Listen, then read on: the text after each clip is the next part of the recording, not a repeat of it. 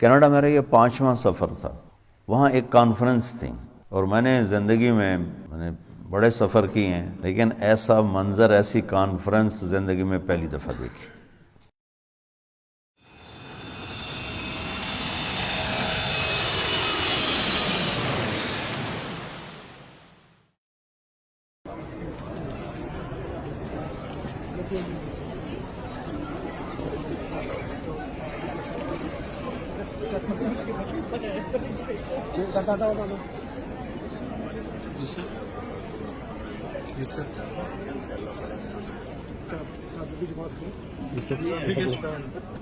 دیکھتے دھیان سے.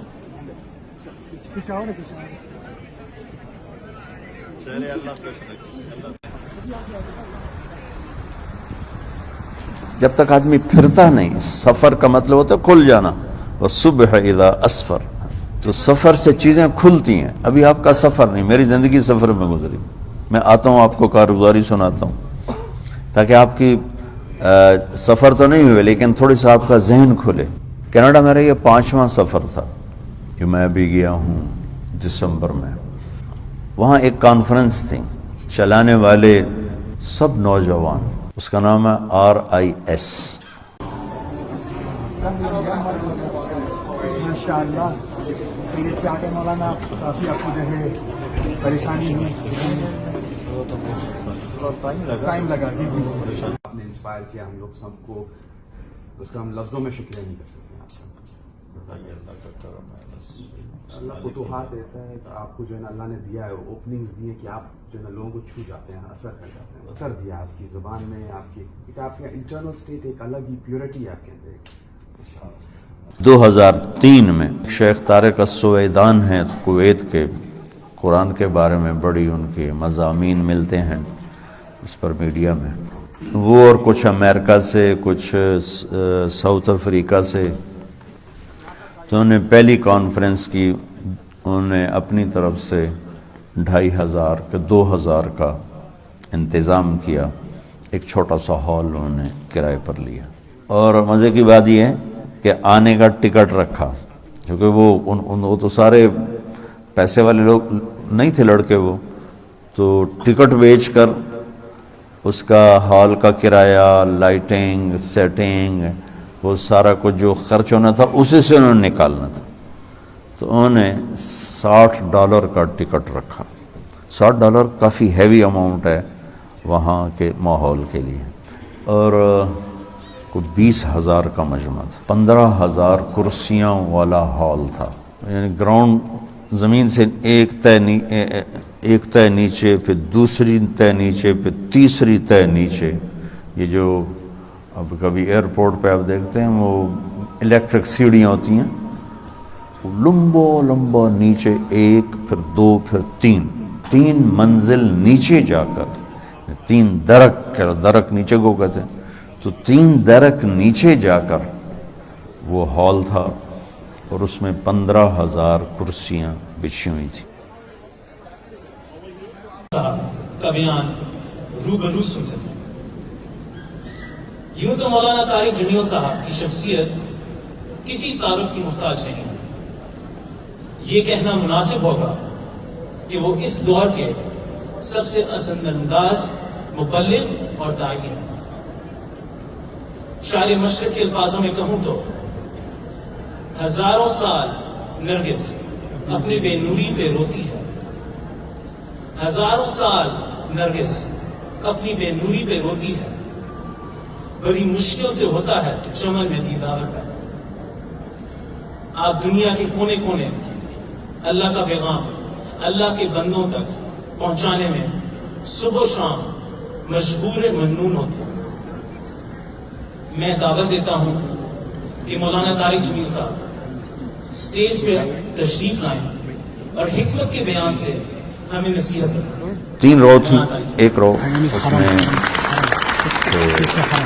لڑکے مرد، اور ادھر ایک رو تھی اس میں لڑکیاں خواتین. ایک درمیان میں رو تھی جس میں پوری فیملیز، یعنی میاں بیوی بچے آئے ہوئے ہیں، سارے اکٹھے آئے ہوئے ہیں.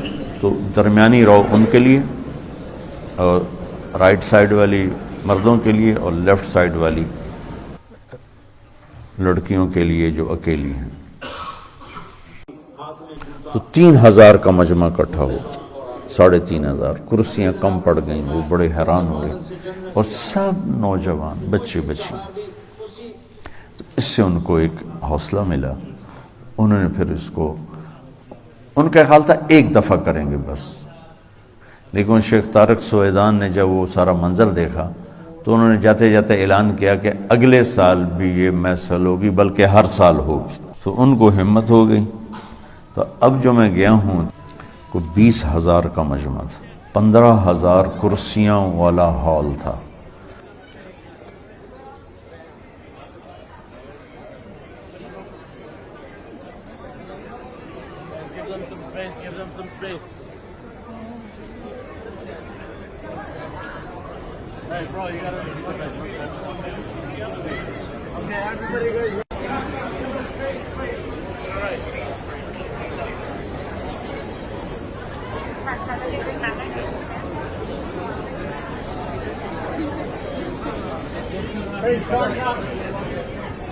اب ان کی 25 آدمیوں کی ٹیم ہے، اس میں 5 لڑکیاں ہیں، 25 لڑکے ہیں، اور نیچے ان کے 500 لڑکے لڑکیاں ہیں کام کرتے، اور یہ سب مفت کام کرتے، کوئی تنخواہ نہیں۔ اور پوری حکومت کینیڈا اس کانفرنس کو بہت زیادہ خوش آمدید کہتی ہیں، کیونکہ 15-20 ہزار لوگ ان کے شہر میں جب آتے ہیں تو ہوٹل، ٹیکسیاں، ریسٹورنٹ اور دکانیں، سٹور، سب کی کمائی ہوتی، تو اس سے ان کی آمدنی بہت بڑھتی ہے۔ تو وہ اس لحاظ سے اس کانفرنس کو بہت عزت دیتے ہیں، پروٹوکول دیتے ہیں، اور ہر ساری اپنی گورنمنٹ مشینری ان کو مہیا کرتے ہیں۔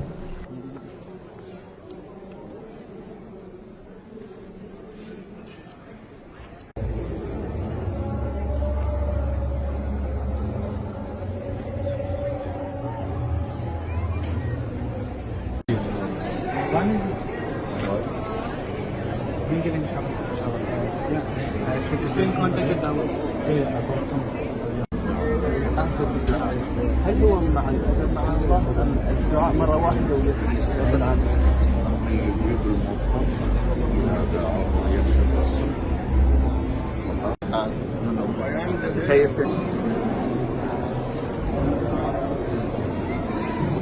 Sense of the word. So not just what you're eating and what you're drinking, but what you're hearing. Likely.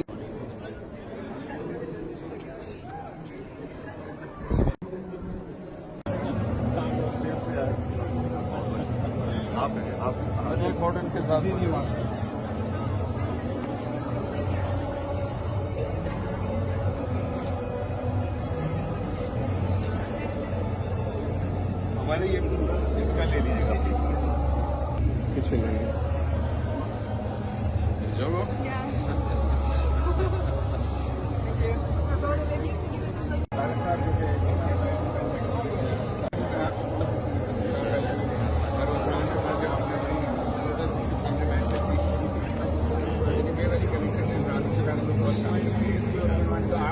یہ اللہ کا شکر ہے، اللہ تعالیٰ آپ کے والد صاحب کے درجے بلند فرمائے، بخشش فرمائے۔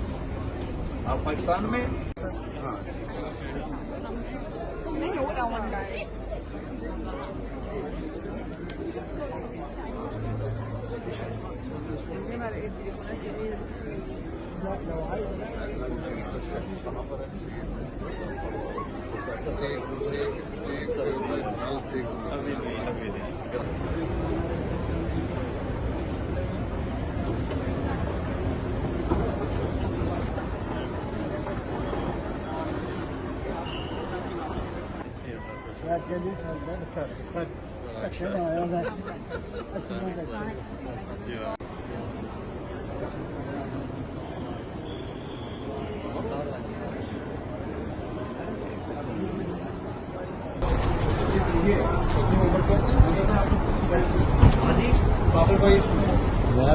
میں مئی میں جب گیا تو میری وہاں ملاقات ہوئی فوزان سے، تو میں نے اس سے کہا کہ میں آپ لوگوں کی کانفرنس میں آنا چاہتا ہوں، تو اس نے کہا جی ہم میں نے تو جنید جمشید کو کئی دفعہ کہا، جنید جمشید کئی سال سے جاتے تھے اور وہاں نعت پڑھتے تھے کہ تم مولانا کو لے کر آؤ، لیکن وہ کہتے تھے کہ وہ کبھی نہیں آئیں گے، کیونکہ وہاں وہ سارا مکس چل رہا ہوتا ہے، لڑکیاں لڑکے سب اکٹھے ہوتے ہیں، لیکن ہر لڑکی کے سر پہ سکارف ہوگا، 99.9 بچیاں سکارف، 1 2 4 10 20 15-20 ہزار میں اگر 100-200 بغیر سکارف کے ہیں تو یہ کوئی بڑا عدد کوئی نہیں ہے، فل سکارف کے ساتھ، نیچے چاہے ان کی پتلون ہوتی تھی، شرٹ ہوتی تھی، لیکن اوپر فل سکارف ہوتا تھا۔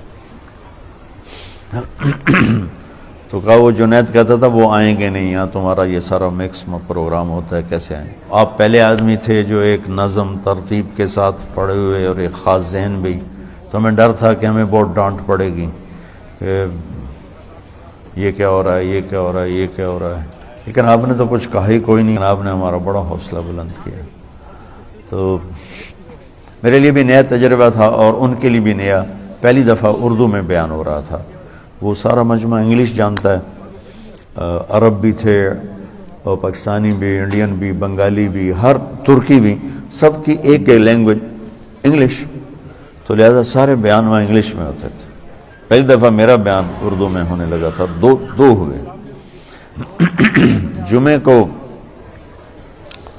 وہ شروع ہوتی ہے کانفرنس، جمعے سے شروع ہوتی ہے، تو انہوں نے میرا خطبہ رکھا تھا، ایک بیان، پہلے میں سمجھا کہ شاید پورا میرا ہی خطبہ ہوگا، لیکن انگلش میں تفصیلی بیان تھا، اور پھر بعد میں عربی میں، جیسے ہمارے یہاں پہلے اردو میں بیان ہوتا ہے، پھر عربی میں 2-4-5 منٹ کا خطبہ ہوتا ہے، تو وہ وہاں جا کے مجھے پتہ چلا کہ تفصیلی خطبہ نہیں ہے، تفصیلی خطبہ تو انگریزی میں ہے، اور بعد میں جیسے یہاں ہوتا ہے 2-4 منٹ کا، وہ انہوں نے میرے ذمہ کیا، نماز بھی میرے ذمہ کی، تو میں نے مختصر سا خطبہ اور نماز پڑھائی۔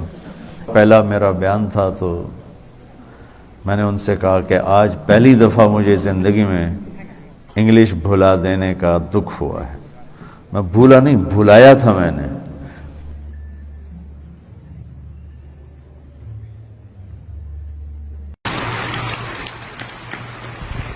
خاوند اور بیوی میں پیسہ نہیں چاہیے، محبت چاہیے، سونا چاندی نہیں چاہیے، عزت چاہیے۔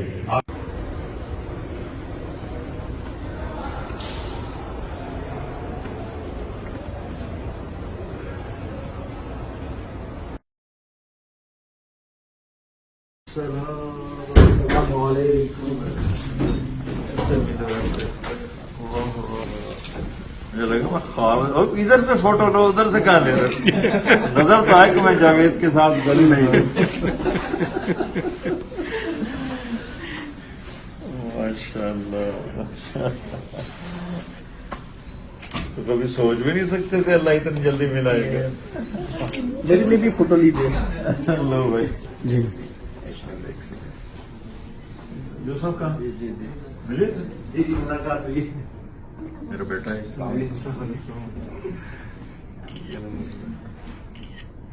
آؤ بھائی۔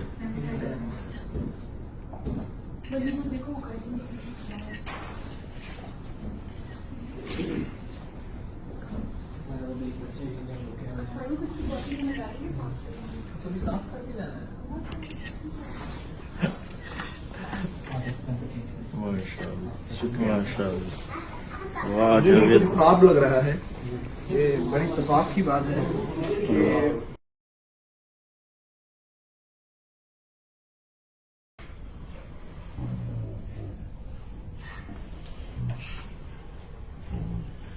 میں نے بیان سے اندازہ لگایا کہ 60-70% لوگ تو اردو ہی والے تھے، 35% تھے جو نہیں سمجھتے، تو ان کو انہوں نے کیا انتظام کیا، کوئی 30 فٹ بڑی سکرین لگائی، 3-4 سکرینیں لگائیں، اور ایک انہوں نے ایکسپرٹ آدمی لیا پیسے دے کر، جو سرکاری تقاریر میں یہ کام کرتا ہے کہ وہ اتنا ماہر ہوتا ہے کہ جب وہ بات سنتا ہے تو اس کے ساتھ ہی اس کو ٹک ٹک ٹک ٹک ٹک ٹک ٹک وہ لیپ ٹاپ پہ نا وہ اس کو ٹائپ کرتا ہے، وہ اس کو اس پہ چڑھا دیتا ہے سکرین پر۔ تو باقی جو لوگ تھے وہ سکرین پر، وہ نیچے میرا جو اوپر میری تصویر تھی، نیچے وہ سارا انگلش میں لکھا ہوا آ رہا تھا، تو وہ سارے اس کی طرف متوجہ تھے، انہوں نے جگہ جگہ انہوں نے سکرینز لگائی ہوئی تھی۔ اور سارے انہوں نے جو آئے ہوئے تھے علماء حضرات، ان کو وہاں ایک سب سے بڑا ہوٹل ہے، فیئر ماؤنٹ 7 اسٹار ہوٹل ہے، سب کو انہوں نے وہاں مہمان ٹھہرایا ہوا تھا۔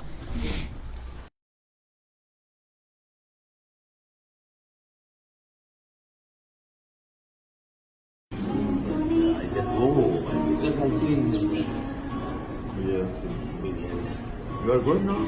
I'm leaving now India. You are going early.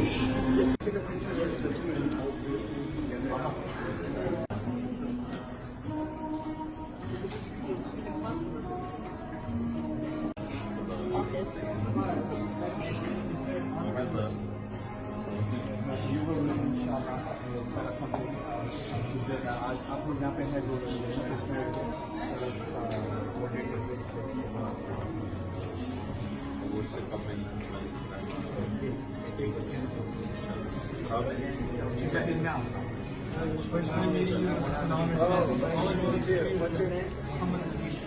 اگلے دن پھر اتوار کو مغرب کے بعد میرا بیان تھا، اور پھر رات 11 بجے انہوں نے بلا کر مجھ سے آخری دعا کروائی۔ موسم -10 15 -15 -10، وہ تو پانی میں یوں پھینکو نا تو وہ نیچے جانے کی بجائے نا ہوا میں برف بن جاتا ہے، یعنی برف بن کے نیچے گرتا ہے۔ اتنی سردی، شدید قسم کی ٹھنڈ، اور برف باری، دو دب، سڑکیں، چھتیں، اور اتنے گندے موسم میں ان کا نظام صحیح چل رہا تھا۔ میرے سامنے ریلوے اسٹیشن تھا، تو میں پورا ہفتہ رہا میں ایک ہی کمرے میں، تو ہر گاڑی ٹائم پر آ رہی اور جا رہی، آ رہی اور جا رہی،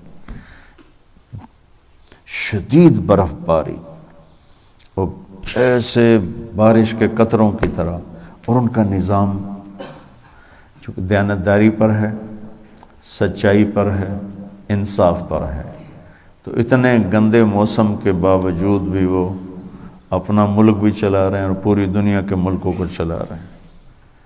ہمارے پاس اتنے عالی شان موسم ہیں، کھلے موسم ہیں، کھلی وادیاں ہیں اور وسائل سے مالا مال ملک ہیں، لیکن ظلم کی بنیاد ہے، بددیانتی ہے، جھوٹ ہے، تو ہمارے اپنے نظام بھی ٹوٹ گئے، ہم خود بھی ٹوٹ کے بکھر کے منتشر ہو کے رہ گئے۔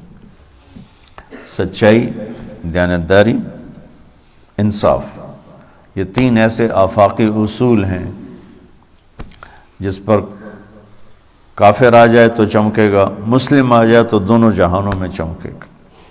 اور ظلم، زیادتی، جھوٹ، خیانت، یہ ایسی برائیاں ہیں، اس پہ کافر ہو تو بھی ہلاک ہے، مسلمان ہو تو بھی ہلاک ہے۔ تو ان ملکوں میں جا کر یہ بہت زیادہ احساس ہوتا ہے کہ ہم بددیانتی کے سمندر میں ڈوب گئے، جھوٹ، بددیانتی، بہت دکھ ہوتا، بہت دکھ ہوتا۔